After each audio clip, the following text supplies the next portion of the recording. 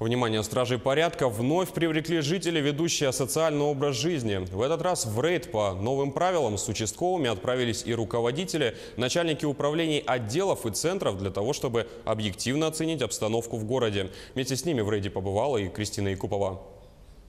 Участковый Александр Алексеев в нехорошие квартиры по долгу службы наведывается регулярно. Знает обо всех жителях своего округа. По первому адресу хозяев квартиры не оказалось дома.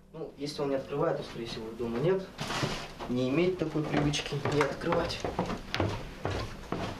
Мы прошли некоторые адреса, которые состоят у нас в профилактическом учете. Так сказать, неблагополучные семьи и люди, у которых сейчас имеются проблемы в социальной жизни, ну и вообще в целом.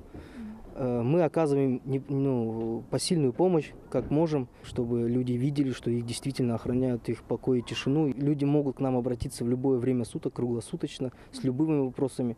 Мы всегда будем рады им помочь и посоветовать, и прийти к ним всегда на выручку. Сегодняшний рейд проводится с целью профилактики, поэтому объезжают исключительно тех граждан, кто уже состоит на учете.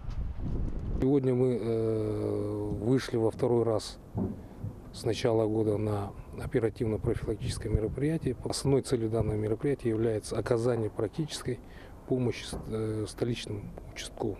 Мы с вами посетили ряд адресов, посмотрели, чем же занимается действительно участковый на своем административном участке.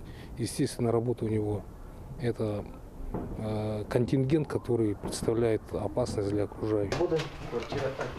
Добрый вечер. В этот дом участковый Александр приходит часто. Здесь проживает гражданин, условно-досрочно освобожденный. К таким повышенное внимание. Василий Александр трудоустроен, претензий от соседей к нему нет, нарушений за ним не выявлено, общественный порядок не нарушен. Приходит на отметки всегда. Есть и такие жители на округе у Александра. Товарищи. А вообще бы отметили, участковый у нас очень хороший. Хороший? Очень хороший. Претензий, жалоб нет. Да, что, я ему очень благодарна. Я как мать ему благодарна. Все понятно. Знаете, вот сколько мы с ним боролись, вот вроде бы... С Евгением боролись.